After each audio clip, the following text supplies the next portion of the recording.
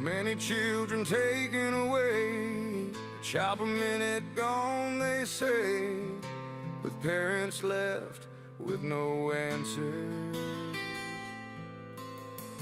Kidnapping is what EBS stands for, not knowing what was done to lose your kids, trying to jump through hoops they forbid. You must obey their commands. For this we will not stand. They have no authority to take them away. They steal kids every day, and that's okay. You look to the court to find some relief, but walk away empty-handed, we all see.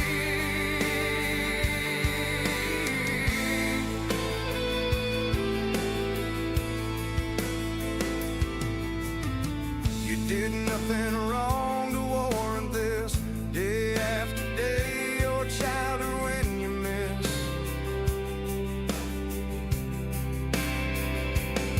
You try to take a stand to be pushed back down. We need a superhero to come around.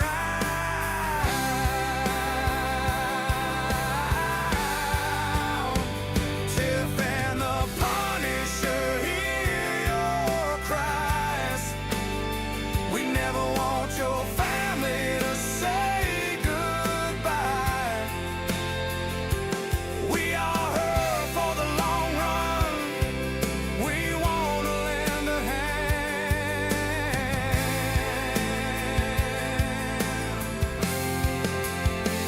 Tiff and the Punisher are with you.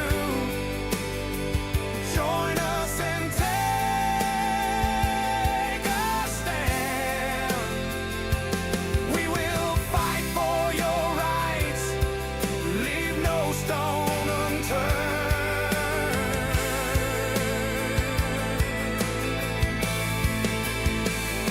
We want the caseworkers to feel the pain, something they irresponsible every day. They tear families apart who hope for a new start, never getting the chance they deserve. They need some accountability, that's for sure. With Tiff screaming loud and the Punisher with her back, watch out CPS, we will attack.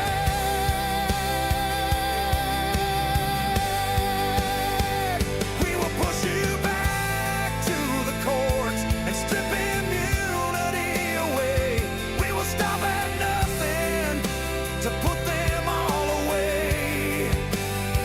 So beware CPS, these are our words. Watch for Tiff and Punisher, they're ready to fight. Haven't you heard? We walk together with you, doing what we can.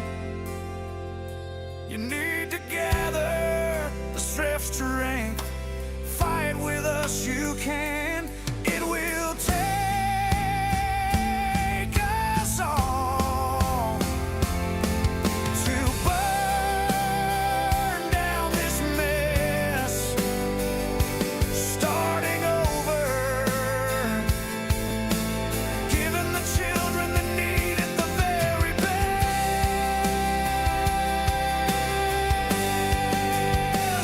We are Tiff and the Punisher, fighting for your rights.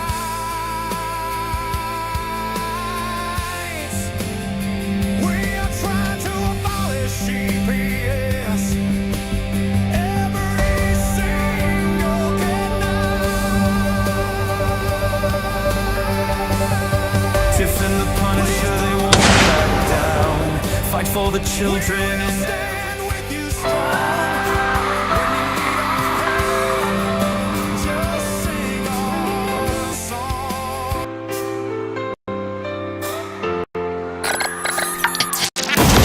they are taking our kids every day. A child a minute, no one has a thing to say for those who have been isolated. Don't be worried, you have a voice today. So listen up everyone, here is the story. Child Protective Services is real. CPS is what they call it. It fills a lot of people's wallet. We all think it won't be us. We say when they come we will be so tough. It all sounds good when there's no one to take them. But when they come, your voice gets to breaking. Stay calm, step away. CPS ain't taking no one today. We are educated. Stay calm, step away. CPS, you need to leave. I know the tricks up your sleeve.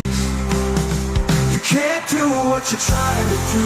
We have done our homework.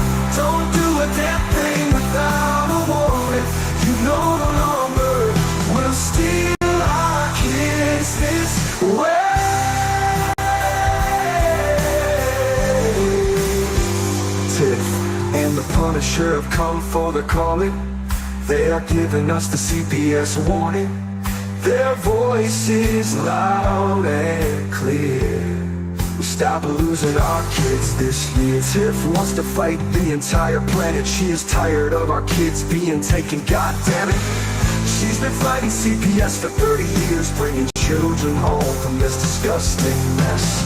The Punisher is screaming download, abolish CPS out. I want all our kids to come back.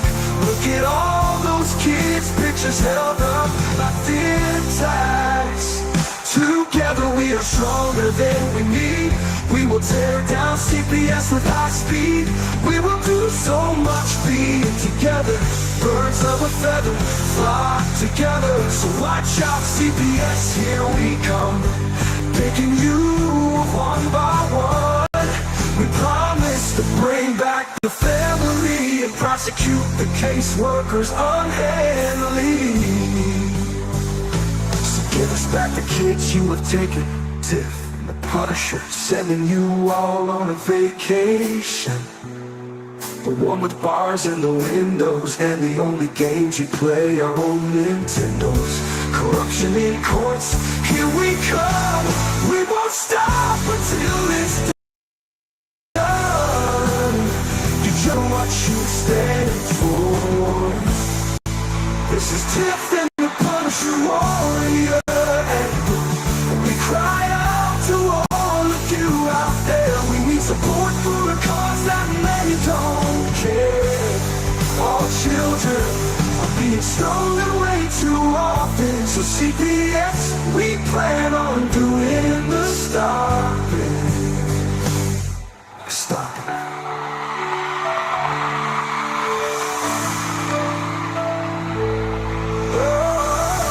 Whoa, whoa, whoa, whoa, whoa.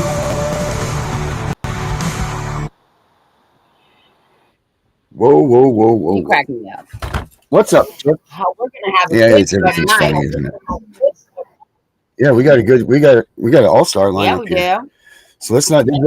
They waited long enough for us. So let's bring out Connie and her man And right we're here. bringing out Connie and Sharon. Chad. Here we go. There it is, everybody. What's going on? Well, How we doing? Are we winning? Will. yeah, we are long and strong, you know. We're fighting the good fight out here.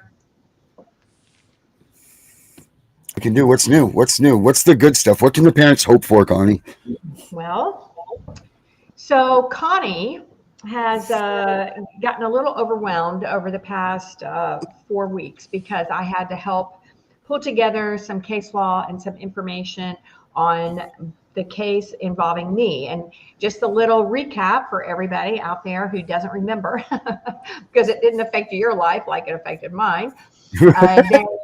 The bad guys made up a fake crime and came after me and got everybody to play along. It was all a big theater. They rewrote the law. I happened to meet Chad during part of that, and he can share some of that with you. So I got convicted, and then I went to the Court of Criminal Appeals. We got it reversed. I filed a civil rights lawsuit against all the players for malicious prosecution. And the district court, so I'm in Tennessee, so the district court dismissed the case, granting qualified immunity and saying we failed to state a claim for malicious prosecution. Okay, so I'm going to give you the breakdown of the layman's description of this. So here's what the judge's reasoning is. So there's all kinds of case law out there about cops who fabricate evidence. Okay, so you can't fabricate evidence, you can't lie, you can't say a boot print belongs to somebody when it doesn't. But there's not one case out there in the whole entire United States that says you can't make up a crime.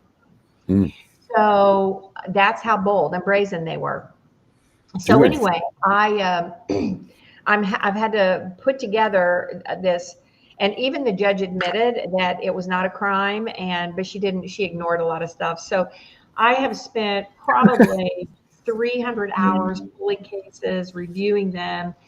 We're getting ready to file this. We have a deadline next week. And then, of course, it sits in the Sixth Circuit for probably 6 months or so. I need you, Connie. I'm in Tennessee. Brittany. Okay, yeah, I'm going to check these notes out over here. Anybody over there, you can reach me through Facebook Messenger. That's kind of the best place to touch base with me initially. All right, so I've been digging in on that and I'm going to let in a few minutes here. I'm going to introduce my new cohort here and my new partner in crime, Chad. Chad, thank you for your service too. Thank you for your service. Before anything else, first and foremost, thank you very much. Yeah. So I brought him into this this realm of political activism, civic engagement, and I drug him down to the Tennessee General Assembly. I got him to speak. The first time he spoke, he bit their head off. Let's just say it nicely. He bit their head off. I took him out in the hallway and I said, Chad, we can't do it like that. So, but his son, Chad, need some truth. Yeah, his son has spoke. Chad has spoke. We are now heavy in digging ourselves into Tennessee politics because we have some really important stuff coming up. We have congressional elections, we have governor's races. We're trying to get the whole CPS issues, disabilities out there in front of these people. So we're working really hard and heavy on that. And then last Saturday, we went to the Tennessee Firearms Association and we got 45 minutes one-on-one with General Flynn, and he recognized the service of Chad and wanted to spend some time with him. And so I was the tag along on that one, but I told him about the fake crimes because he was also convicted of a fake crime. I told him about that, and he was aghast that such a thing could happen in the not liberal, but very liberty-minded state of Tennessee. So that's kind of just a quick recap, and we can dig into some more of those details. But I do want to introduce my friend Chad here and my new companion in stirring up a civil war in the state of Tennessee. So Chad, take it away. Well, first off, thank you for having me on. Anytime I get to spend with this lady is truly, I'm not just saying this, is truly humbling. What she did for my family in the darkest moments of my life is something I will always be indebted to her for. But as she said, she started taking me to, I wanted to fix these holes in the system that I was seeing and that our family was being smacked around with. And so she started taking us to the General Assembly, and I just started seeing more and more things that I'm like, wait a minute, what's going on here? And so, I started speaking. But as she said, there's a whole game to this. You have to play by their rules, play by the game, and it's to a level that I never thought I'd see. But so I do. I tag along with Connie as she goes in and out of these offices. I get to witness how she advocates, how she speaks to lawmakers, what she says in her speeches. and I'm just grateful for that. And Chad and I have That's actually, good he's stuff. being very humble because he's great at it too.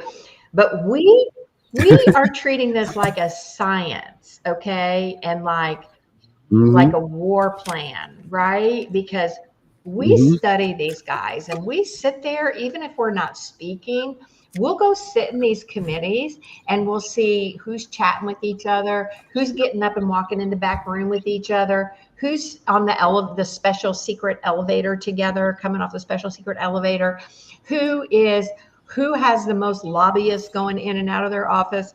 So we have 99 members of the Tennessee General Assembly. It's a very red state, so there's probably I think 30 maybe Democrats. So you take the other 60, and we've kind of broken those 60 down into different groups as to whether or not they're just like total rhinos that are there for the money, and then we have Yeah. a half Never a gonna dozen break like in. super Yeah. really good guys, and then we have this whole group in the Mhm. middle. And so we're just really trying to categorize them so we can figure out how to handle them. And then also we go talk to Democrats, and we have spent quite even though we're both conservative Republicans, we have spent quite a bit of time talking to Democrats, haven't we, Chad? Yes, ma'am. Yes, ma'am. I mean, it does take reaching across the aisle in a lot of cases, but yes. Okay, so tell them your take on last Saturday. Oh, okay. Well, as Connie said, it was a last minute decision. We ended up going pouring down rain. It was just miserable getting there. We get in there and they've already started kind of the seminar going on, and so we're being ushered into a room. We go in. It's already in progress. They're talking. We go and sit down, and I lock in and try to start understanding what's going on, and next thing I'm being yanked out of my seat from my Okay, right well, hand side. all right, let's hold on 1 second. Let's hold on Okay. 1 second. You missed the important part. Chad is a wonderful person, and Chad permits me to use him, right, Chad? Yeah, yes, ma'am. I am her token veteran. My token, he's my token disabled veteran, okay? So when Mhm. we go to the Yep. General Assembly, if it's just me walking down the hallway in my, I try to be colorful, but by myself. But if I have a man with me who is blind and has a cane and a dog, we get a whole lot more attention. Oh, heck yeah. Right. Yep. So I, And the hearing thing is that, so I yeah. affectionately Mhm. termed him my token disabled vet. So we get to this event, and trust me, I use it whenever I can, right? So when we got to this Mhm. event and we're chatting with the lady in the hallway, I said to her, I said, Chad, he's a disabled vet. We need special seating because he needs to be close to the Oh, yes. Mhm. Hell yeah. front. So Right to the front line. and so she's like, okay. And I'm like, I got to make sure I got to make sure you're going to take care of this. She's like, I got it. I got it. I got it. I got it. Okay. So we walked away from her and we walked into this other room. In this other room, we were just kind of listening to somebody talk. And a woman comes over to my side and she reaches down to me. Chad's just trying to watch the speaker. And she says, General Flynn would like to meet your disabled vet, my token disabled vet, my disabled vet, and he's ready now. And so right in the Oh, middle of hell this yeah. guy speaking, and I just reached over, I grabbed Chad's arm, and he kind of knows now when I grab his arm to go that way, right? So I grab his arm and Mhm. I'm like, he's like fumbling around trying to grab his stuff. I pull him out of his chair and we go out the back of the door and he doesn't know where he's going. And so we go out the back of this door. It's a huge event center and we go down a hallway. We end up walking in this other room and it's a huge room and there's a table and then there's guys way on the other end of the room. And I take Chad in and I set him at the chair at the table. And then I tap on his shoulder and I turn him around and General Flynn's sitting right in front of him. Oh, wow. That's freaking awesome. That is Now, freaking I awesome. want you to tell him, though, Chad, what you said to me earlier that day about General Flynn. I spoke that I was going to meet him. Yeah, I wanted to meet him. yeah, Chad. Yeah, now Only you're you sitting with said, him. I'm going to do whatever it takes today to meet him, right? And I'm like, okay, Hmm. Chad, whatever, like there's 300, 400 Yeah. people there. And so this Good. happens, and we spent about 45 minutes, and, Chad really, appreciated him, got to salute him. And then while we were in that room, there was another man who was a World War II veteran was there. Our congressional Oh, nice. candidate, John Rich, was there. Our gubernatorial candidate was there. So we got to do a little elbow rubbing and powwowing and getting our face in front of these people. Oh, And I that's was still freaking looking for awesome. my boots. Did it work?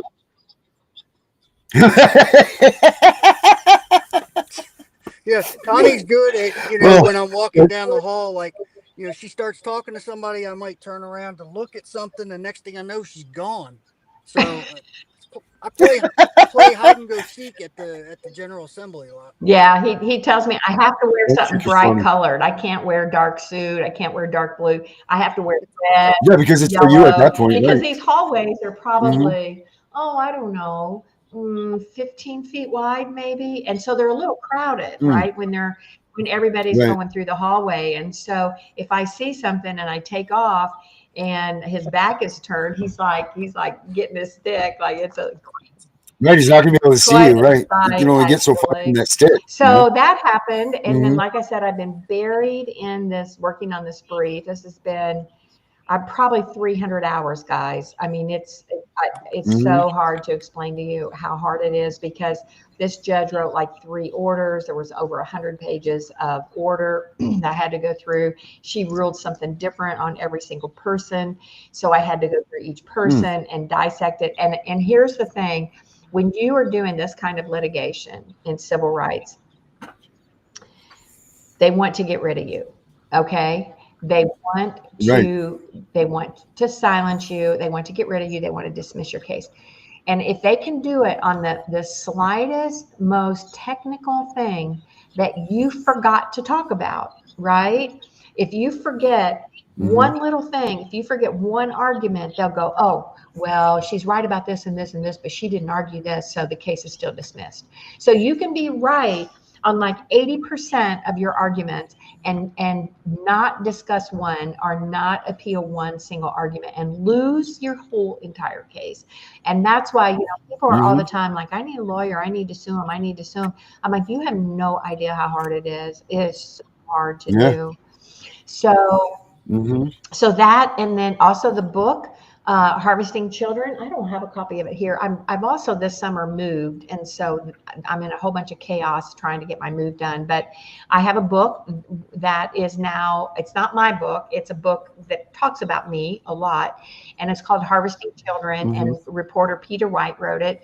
He wrote a lot of stories here in Tennessee about children and CPS and how horrible they were.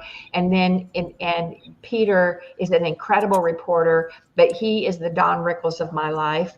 He's so grumpy and hard to hard to get along with sometimes, and would yell at me, but he ended up writing a lot of great stories. And so we put all those stories in a book.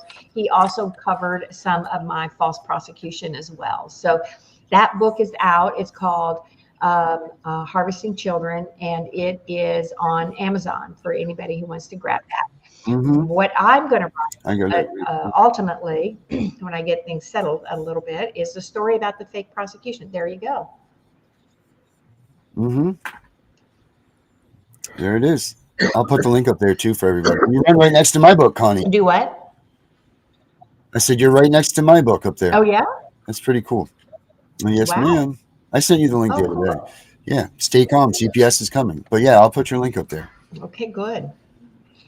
All right. Cool. So, That's yeah, gonna be so nice. we're busy with that. And we are also working on our bill in Washington for advocates for families. Mhm. We're real close, I think, to getting that reintroduced so we can start promoting it again.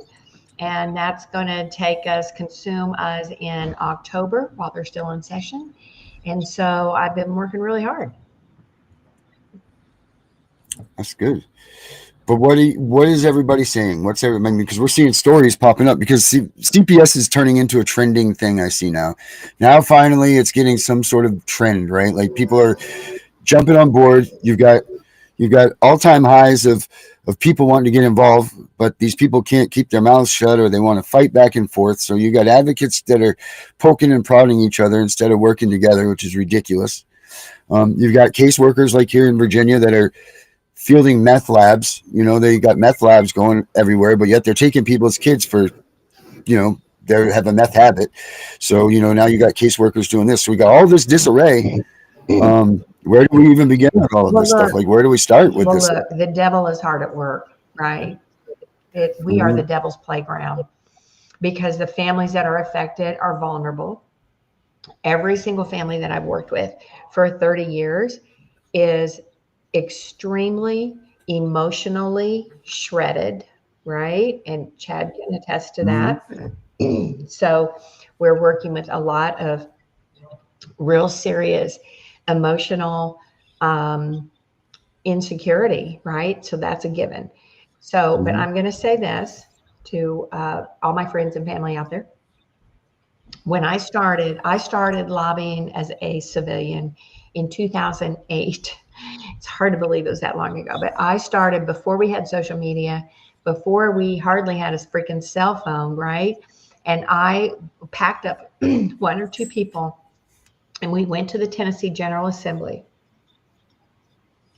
And I sat in those offices and those people at the General Assembly would say to me, "Who are you with?"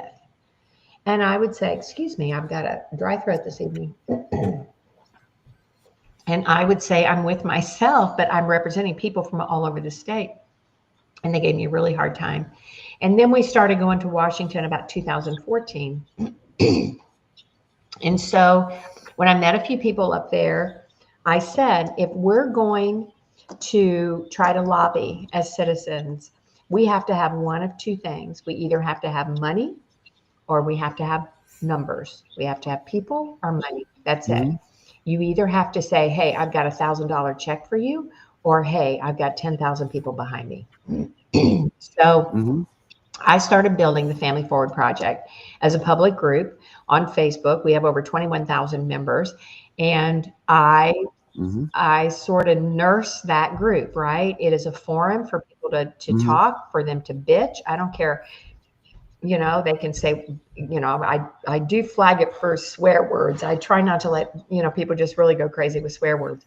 But if you want to talk about your caseworker, your judge, I mean, that's a place to do it because we are of a common mind there. We are of a mind that this is a very broken system and it's causing a lot of damage to families. So I created Family Forward for that, but I also nurse that group.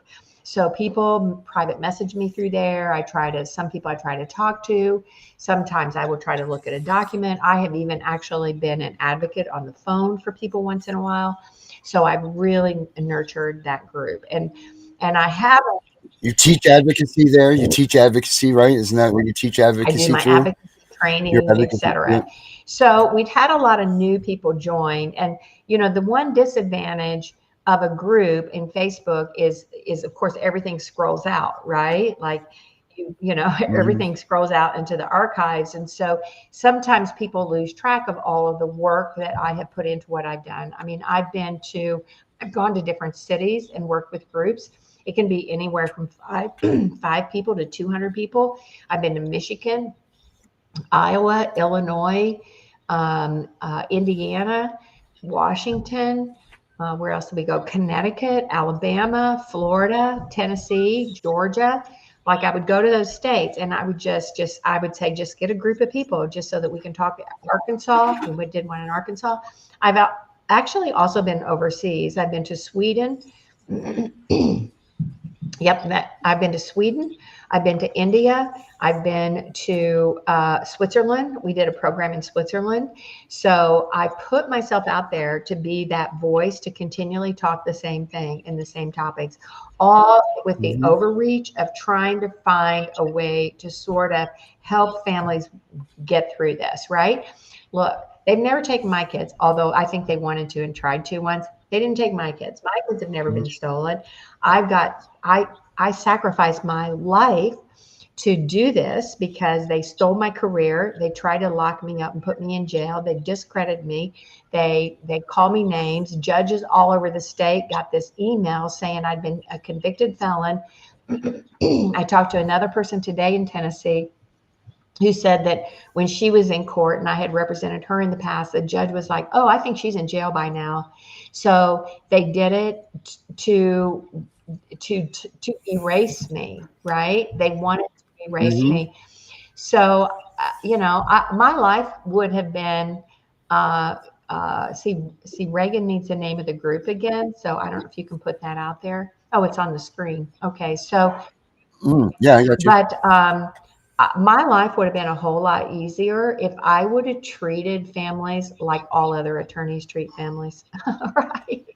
Mhm. My Right. life would have been a Yep. whole lot easier if I just thumbed my nose, did the minimum, walked through the courtroom, told my clients, look, I'm so sorry, but DCS has a lot of power. I can't fight these people.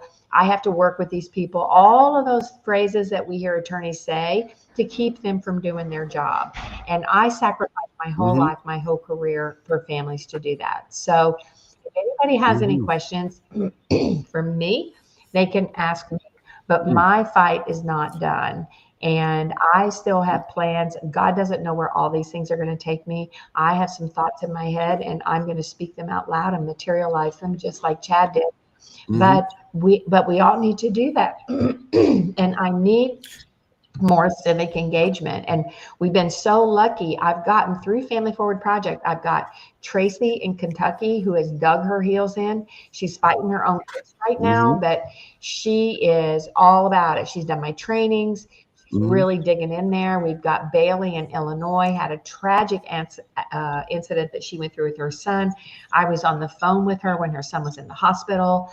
We have Terry in Alabama. We have Georgia is rocking and rolling as well. So even just a handful of Mhm. people, in each state. Now it's going to take an army, right? There's 600,000 kids in foster care, so we need an army of people. But we've got to fight it. If we don't fight it, nobody else is Mhm. going to. Yeah, so this is Claire right here. This is our new little warrior, and she's taking the bull by the horns up here in Virginia. I mean, she's doing things. Tiff, why don't you go ahead and talk about what Claire's done and what she's doing and what you guys are doing and Well, everything. I'm going to let her talk, but I will say, just to recap a little bit, she speaks at town hall meetings. And one morning I woke up and somebody sent me the video of her because they apparently they knew what I did here. So I contacted her. I think she thought I was one of the parents. And anyway, she said, I'll call you when I get off work. And I said, that's fine. And she called me and I said, I'm going to help you. And she has saving Mhm. grace. Go ahead and tell them what's going But on. so Mhm. yeah, I've been speaking at town hall in our area since March 25th of this year. I had recently, during that time period, hired a lawyer at our number one law firm in our area. It's under Buckbauer McGuire, and they are supposed to be the top lawyers around here. So I hired one of their lawyers, Devin Humphreys, during the time period that I had her.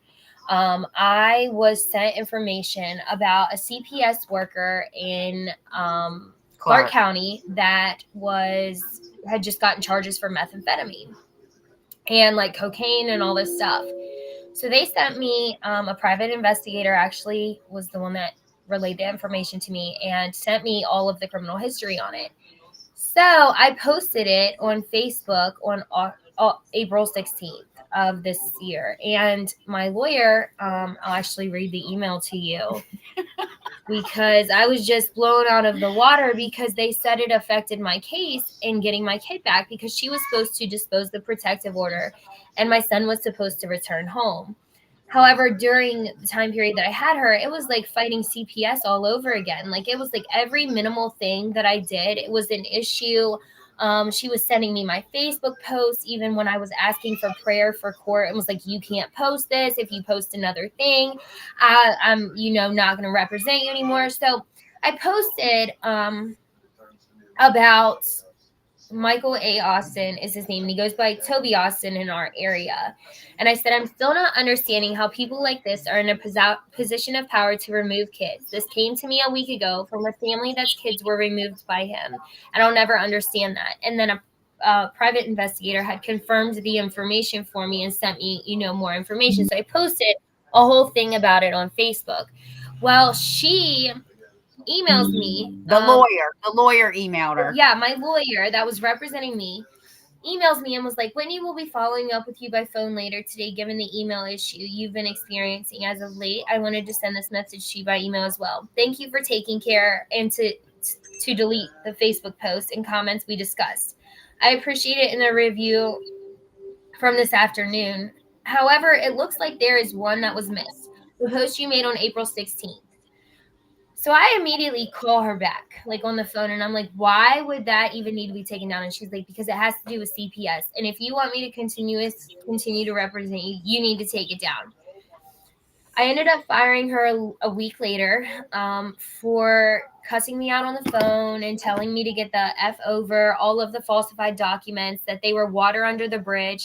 And these were the only grounds as far as they falsified my initial urine to get him taken. It went off to a lab, was completely tested, negative for everything, like it was in person. And I asked to take a picture and they wouldn't let me.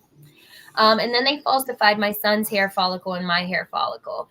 And I got proof from Quest Diagnostics because I'm like, these people aren't even giving me my records. And it states that we have rights to our records and stuff. So I contact Quest Diagnostics personally and send request forms in. And I send them the test results that they said were my test results that came from that Quest lab. And they wrote me back and they said, we have no information for that in our database system. We don't know if there was test results, that were taken at a different time period, but these definitely aren't anything that we have here or have seen here. And they faxed me the information back. I was working for David Downs at the time, and David Downs hid it in my file and didn't give it to me before my first court date. And I actually found it when we were getting ready to go back to court in Clark County, which is the same place that Toby Austin is a CPS worker and, was, getting meth charges and all this stuff while, being employed with DSS and CPS. And it's just like, you don't become a meth manufacturer overnight. And that's what they label him as. And Western Panhandle labels him as a meth manufacturer. And you don't do that overnight. Like, even if you were to be an addict and you may smoke meth, or that's your first, like, it doesn't happen overnight to be able to create it, make it. Like, that's a really huge thing. And to be a CPS worker that's so adamant about protecting children, he even received a reward for employee of the quarter in 2023, which was just during the time period of my whole situation getting ready to start. And though he wasn't directly involved with my case, he was directly involved with CPS. So when I posted it on social media and shared it with the community, it became such an issue for DSS and CPS in our area that they were literally reaching out to my lawyer and having me remove these posts because it was exposing everything that they have been hiding in this town for so long.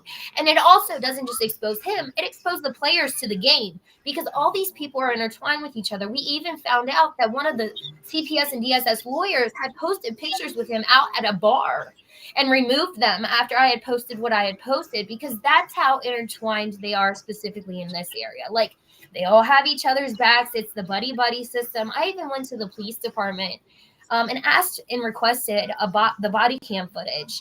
And the Commonwealth Attorney, Heather Hovermill, also was aware of my case and sent me down to the police department to retrieve information and open an investigation where the Winchester Police Department basically said, there's no body cam footage from the night that your son was removed. There's no documentation from the night that your child was removed. We have nothing in our database system from any of that event and what you're talking about. So we don't think any of our deputies were there, which they were.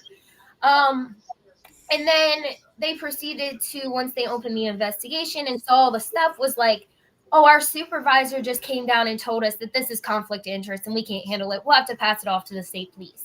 So I didn't hear from the state police for like 2 weeks. The state police contacts me and says, I'm so sorry, Mrs. Connor. There's not enough evidence to press any criminal charges. If Winchester sent everything over, there's just not enough evidence. So that then you'll have to go to the courthouse and file a civil suit.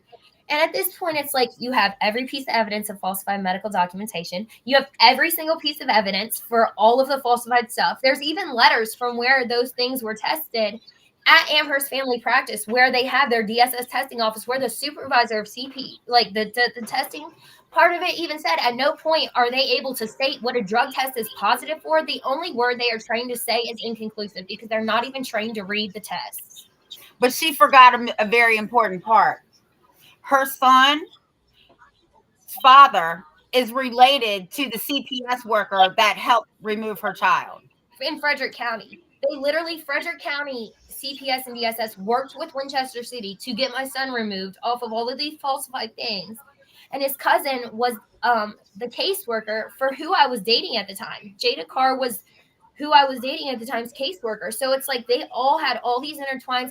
Even when I go to the courthouse and ask for my court file's changed like 16 times, and I'm not even exaggerating. Every time I go in, it's different. They even had paperwork from another CPS case that wasn't even my CPS case in my court file. And I gave it back to them. And I was like, I don't know who, like, I know who this is outside of here because that was who I dated's mom. But I'm just wondering why you put her paperwork into my court file. And they got so like nasty with me and everything else. And it's been a lot. I even met with John Piper, who is overseeing DSS and CPS in our area. And he even told me at the start of my meeting, because I brought a witness in and he didn't expect me to, he was like, oh, well, if you're recording this meeting, we can't have it. Because it was when I was going over all of the falsified documentation. And it's just like, that's the same day that we spoke at town hall for they hate the word record. They hate the word record. Mhm. They go into shock.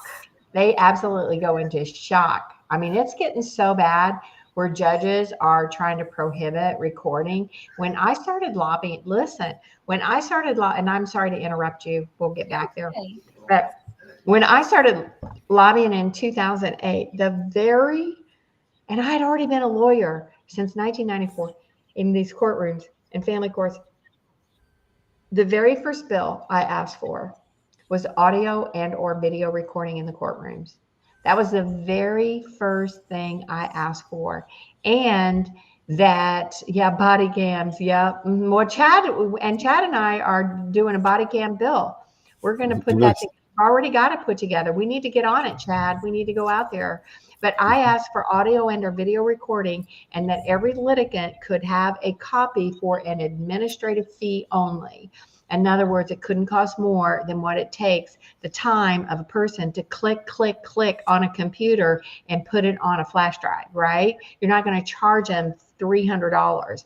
And they, CPS and the judges came in and lobbied against us having recordings in the courtroom. Very first thing. Absolutely. And I want to tell you before I forget, and I'll flip back over to you, is a brand new lawsuit was filed in Knox County, Tennessee. This lawsuit, listen to this. This lawsuit was filed by a black female who was hired by the judge to be a magistrate. Okay, so in Tennessee, we have a juvenile court judge, and then the juvenile court judge, especially in the bigger cities, can hire magistrates as sort of quasi judges. I don't think they should be able to do that, but they do. So Robin was hired as a magistrate, and she was working in the juvenile court. She was doing a pretty good job. Chad and I dealt with her. We didn't agree with everything, but she was at least respectful. And she filed a lawsuit. She got fired, and she filed a lawsuit against the judge. and put in this lawsuit about how he wouldn't appoint attorneys for parents and how he would drag cases out so that the kids would be stuck in foster care, and how he said that he did all of that to maintain his relationship with DCS. So I'm really kind of excited about her lawsuit. And, she's come out and said that and put that in a public record now. And this is the kind of stuff that we need to go somewhere. And here's the thing about lawsuits. They are really super hard and it does take a lot of work, but it puts it exposes everything. It puts everything out that was in secret. It puts it out in public view, right? Because you might have, so your case may be confidential and not publicly accessible in the in your, when you're doing it, right? Like your case, like they'll probably say like, oh, it's not a public record, we're not going to give it to anybody. But if you put all that and write it down and file a federal lawsuit, it gets freaking dismissed. You have it now in the public, and now you can talk about it, right? You can just put the whole thing out there. All right, go ahead. Go ahead. So someone asked if I got my son back. No, we go back to court in October. I just hired a new lawyer on, who's basically taking over the law, the whole case now. And he has sued DSS and TPS before and won.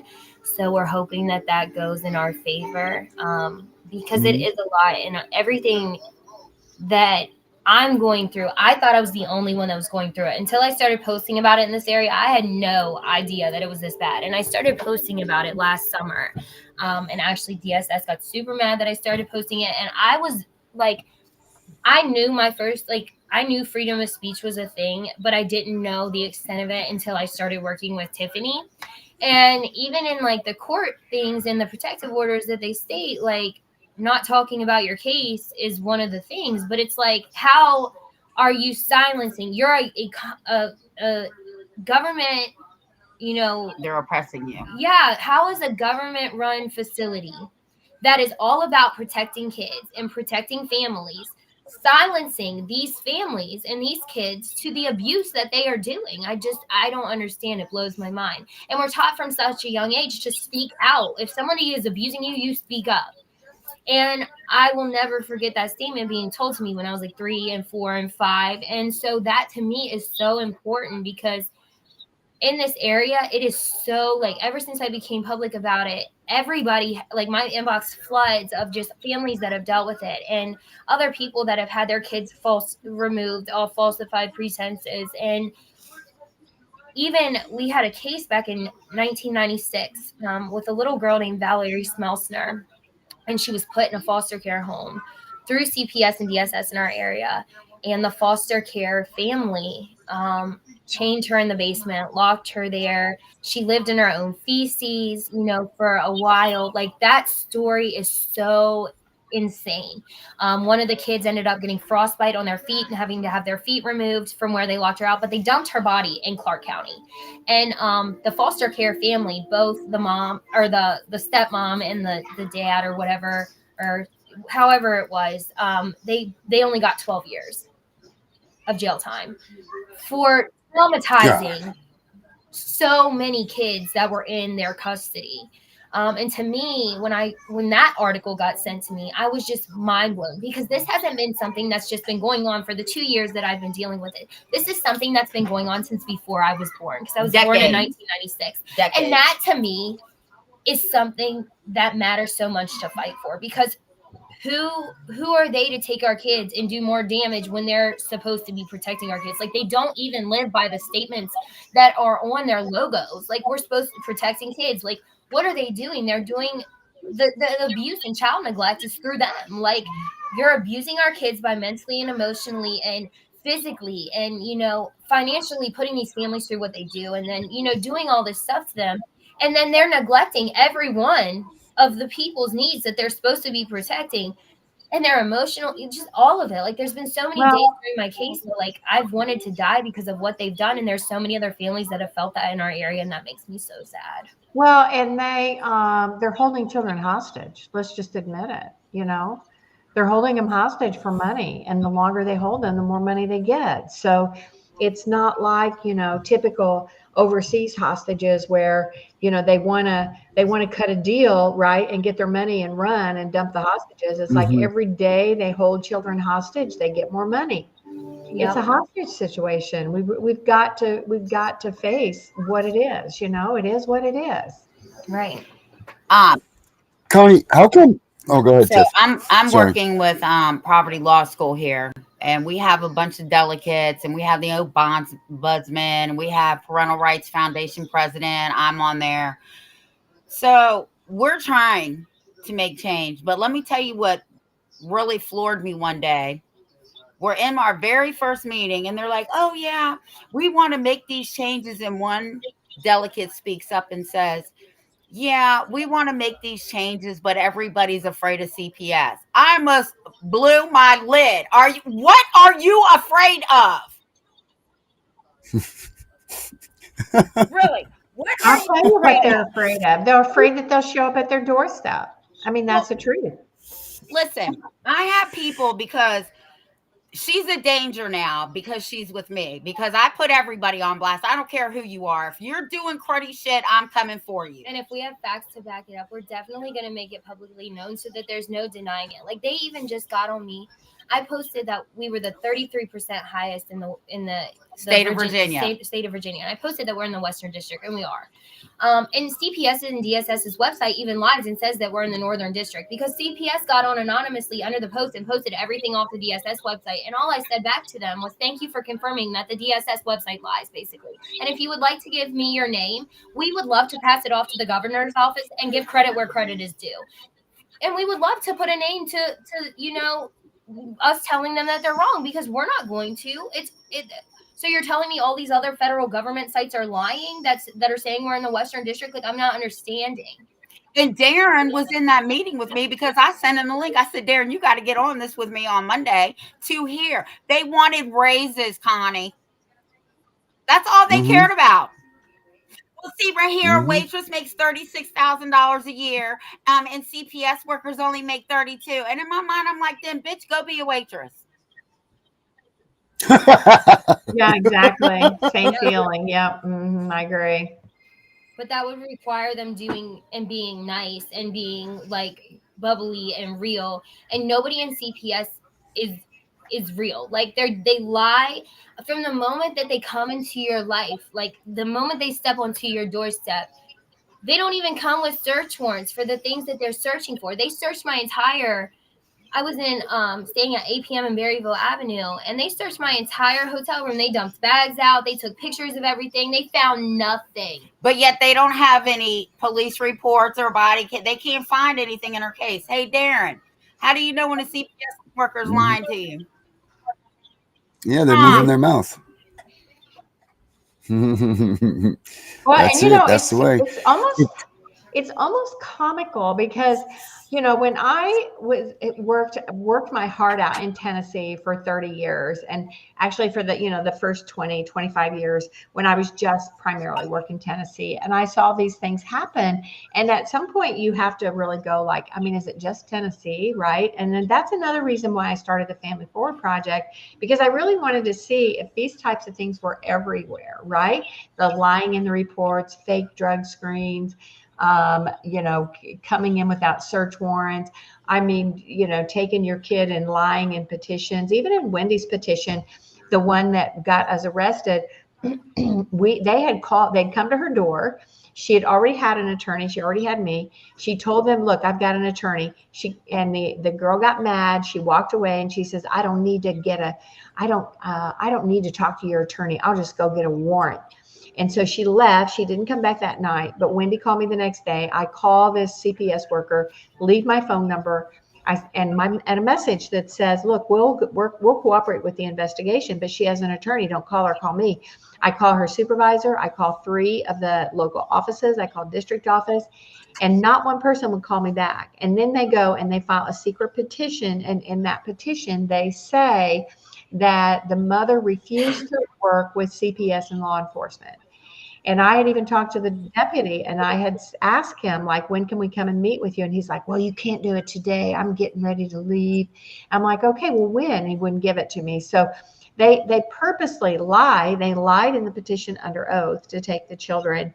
And then they just created the scenario that would allow them to perpetrate their fraud. And they do it all in the dark of night, right? They do it all behind closed doors.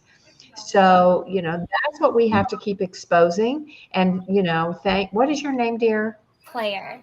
Claire. Thank you, Claire, for being so diligent. Oh my gosh, that's what I tell parents, like, go ask for the information. Somebody tells you, it's a drug screen, well, go do a subpoena, get the records yourself, I go. did. I even went down there, and I had gone down to Amherst Family Practice so many times that they ended up getting mad at me and almost having to call the police. Well, I walked in with the sheriff. I pulled the sheriff from the courthouse. No, you're coming with me. I need you to help me with this. So he said, you don't even have to call the police. I'm already here with her. She's not trespassing, and we're not pressing trespassing charges on her. I've seen her case, and we need some answers because this is not making sense to me. I don't understand why this is going on, and I don't understand why this girl's fighting so hard by herself when she's had court-appointed lawyers. I'm not understanding how this is going on in my town. He had no idea. Oh my gosh. Well, good for you, because I went to court. I'm trying to help this one mom here, and they've treated her so poorly. And of course, I can't practice law, so all I can do is show up, which makes them extremely nervous when I just show up. So I showed up at the courthouse, and they weren't giving her record. And we walked in the clerk's office. I said, let's go in there and just ask them to look at your file. So we walk in there, and and she goes, I want to see my file. And they're like, well, you can't see it. Tell us what you want a copy of. And so I stood there beside her, and this woman started flipping through the file, and there was a sealed manila envelope. And I said, give her a copy of whatever is in that envelope. And they're like, you can't speak to the clerk. They brought a deputy in to stand behind me. And I turned around with my camera. I don't know if you've ever seen that video, but I'm like, am I doing something wrong here? And he said, I'm here to keep the peace. I'm like, and he's like, you can't see the file. I'm like, I'm just trying to help her. I mean, he wanted to arrest me. He wanted really seriously to arrest me. And I told him to call a supervisor. Then a supervisor came. I talked to a supervisor outside, and the supervisor was like, well, sounds like your client's blaming everything else. I'm like, yeah, she is blaming everybody else, because it is everybody else. I've seen it. I know what's going on. Yeah, you have to get right in their face. You have to tell them they're just humans, and they just have a job. So, but, I've seen destruction of video evidence, the whole body cam thing. I know Chad had to go ahead and go, but in his particular case, when they raided his house, we asked for all the body cams, and they had destroyed at least half of them. They came in with SWAT teams to his house, like 6 different police cars. They didn't have any body cam of coming in with weapons into his house. They had a body cam for much later, but they destroyed all that body cam. I'll be very honest with you. My case personally has been seen even by the FBI, because the FBI pulled me in for a lawyer that I worked for a while, with search warrants for my phone and everything. And so when they and that lawyer did do some of my representation and actually got more done in our case than any other lawyer so far, up until we just hired this new one on. But Stephen Duke with the FBI, and he's in charge of child trafficking.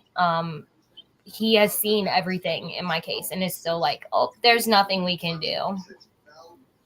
So it's like, how high does the corruption go? How high does it go? Because it's like, if you're not even at the FBI in charge of child trafficking going to help me, but you're demanding me to help you with something, I'm not understanding. Well, I'm thinking that we need to talk money. Okay. So they don't care about people, but they care about money. And there are some pretty specific criminal codes about, it's called theft of federal benefits. And Chad and I just sat through a 6-week Tennessee public corruption trial over 2 people. One was a state rep and one was his chief of staff, where there were 3 federal prosecutors, there were 5 FBI agents, 6 weeks of trial, hundreds of pages of records, and it was all about money. And the money at issue was a total of $52,000. But even less than that, when you drill down to what money really passed into their hands, which was like $5,000, they spent all that time for $5,000. Okay, so I'm like, okay, so we have to not, the human rights have little impact on them, but the money maybe is simpler, right? Actually, it's just easier, right? To show that they're fraudulent with money. So I think, that needs to, we're all brokenhearted over what they're doing to families and kids, but maybe we just need to focus on money. That's how I look at them. Every time they do something, and this is what I just told a family member on Friday when I went to the courthouse with them to get their court file. And initially, the courthouse told them they had to pay $1,500 to access it, but when I went in there with them, they pulled it right on up. Because they know I usually come in there with the sheriff if not. But to see like what they do in court documents, when you turn it into looking at it as like how they look at our kids as money and a commodity, when we start looking at CPS as lawsuits and we start looking at them as money, it changes like the whole energy of the game. Because that's you securing the financial stability for the rest of your life. If you have the strength to fight for it and continue to fight for it, it really is going to pay off in the end. And that's just how I keep having to look at it, because if not, these people get me in a position where I like don't even want to get out of bed. I don't feel good. And it's like, why give them the power? Like, they've had the power this whole time. Why give somebody the power to control every aspect of your life when they've already destroyed it? And then you just have to keep going with it. It's just like when you turn it into how they look at our kids and you turn them into looking at them like lawsuits and money, it just changes your energy, and then you can have the strength to keep fighting for them. You are exactly right. You're exactly right. So much for me. And I know somebody put up here, have you filed a false claims case? So there's a couple different things with false claims. So you can actually go on the DOJ website. I think maybe even the HHS website, but I think it's the DOJ website to actually just do this form for false claims. The filing of false claims in yourself is called a QUITAM action, QUITAM. They've made it super hard to file a QUITAM action. But if we really, really, really put some hard work into getting some type of a class action on a QUITAM, so that it was more than just one case, I think, we might have something to present. I think Hold it's on. really. So just so you know, I hadn't talked to this one girl that does her own show with us. Her name is Danielle, and shout out to you again, Danielle. She actually works with RFK on his grant committee, and she happened to pop in our show one day, and I knew she knew what she was talking about, because she was like, "Hey, CPS in Virginia wanted raises through grant money, and I denied them." So she came on and she was like, "And as I'm signing, Tiffany, I'm thinking about you in Virginia. They didn't get their grants for their raises." It was so fun. Hey, Connie, so we're at our point here. What do you got to say last? What's the last thing? If you want anybody to go away from this, what do you want them to remember? Well, really, really, really just keep it up, keep the conversation going, keep talking about it. Let's, I've done some trainings. I've tried to just do some overview. There are 15 different trainings now. I have 2 different YouTube channels. One is the Connie Regularly channel, and the other one is the Family Forward Project channel. And those videos are up there, and I try to repost them. I kind of screwed up I had them in a central location. I kind of messed that up, so I've got to fix it. But we're going to continue. I want to do more of those, and I will, because we want advocates.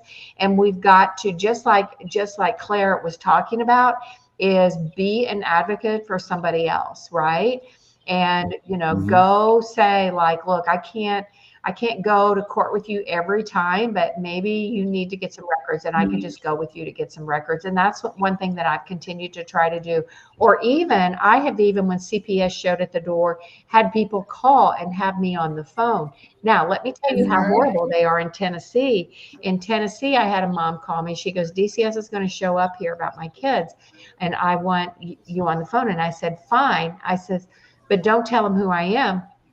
They told her if they didn't tell her who I was on the phone, that they were not going to do what they were there to do, which was to check her home out, and that they were going to go get a petition to take her child. She Wow. oh, it was bad. Like, I was just there to listen and take notes. And so from now on, heck, we're just going to have to do it secret, right? We're just going to have to do it. Just call me, just put the phone down by your side, and I'll just, we'll talk later. But we've got to continue to be bold about it and not be stampeded. So the Family Forward Project is working on the Advocates for Families bill, which is a federal bill which will permit advocates. Okay, so we're going to need, at some point, once we get that reintroduced, we're going to need some feet on the street, and phone calls and emails will be sufficient. So we just want to continue to engage you guys on that. And thank you so much for all the hard work you do and standing up for yourself and your rights and standing up for others. I certainly appreciate it. Thank you too. Claire, take us out of here. Last words for you. We're getting out of here. Keep fighting. As much as you speak up, you're going to learn all the players in the game because other people start speaking up. So just keep talking about it, exposing the cases, exposing these players, because it matters. And the more you expose the truth, the more support you really get. All right, everybody. Thank you so much. Thank you, Connie, so much for coming in. We'll keep fighting. Everybody else, we'll see you tomorrow, same time, same place. Bye. Thank you. Our kids are taken every day by CPS agents looking for prey. They don't give a damn about the Constitution. We have found the one and only solution. There's a couple people you should know. Tiff and the Punisher is the show. They wanna stop CPS from stealing our kids, fighting beside us and trying to guide us. Tiff has a heart of gold. She blasts these caseworkers when they are wrong. She beats them down with her knowledge, better than the kids who are in college. The Punisher's abolished all the way. He's been here 4 years, they took his daughter away. He came from the darkness he was in. Now it's time to make parenting great again. Together they are making a commotion, telling all the parents use the Constitution potion. You have rights, did you know? Learn to use them on Tiff and Punisher show. We all admit the times are hard. No little children in the front yard. Tiff and Punisher are fighting so hard. They're waging war, on their side is God. They don't stop if they get in trouble. They fighting for the children, double trouble. The strength they need, they get from each other. They have each other's back like sister and brother. They are Tiff and the Punisher, saving the families from corruption. They want you to join their movement, no repercussion. You need to learn that thing called the Constitution. Inside that document is our solution. CPS, we have your number. We are coming for you, hear our thunder. Your fate is sealed, have a nice day. You won't break another family. No more trauma for kids, that's like blasphemy. Keep your thoughts to your own ideals. Soon enough, you'll be clicking your heels. Because you need to go to jail. All of us fathers will be chugging down an ale. The mothers will squeeze their young ones tight, as CPS workers are locked down for the night. They had a choice, they didn't, it made. Now they spend their days in crates. They should know it's wrong to kidnap. So from all of us, this is your payback. There's a couple people you should know.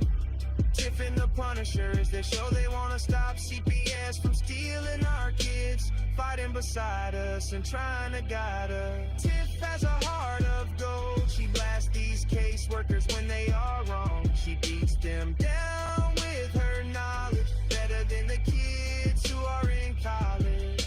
The Punisher's abolished all the way. He's been here 4 years, they took his daughter away. He came from the darkness he was in. Now it's time to make parenting great again.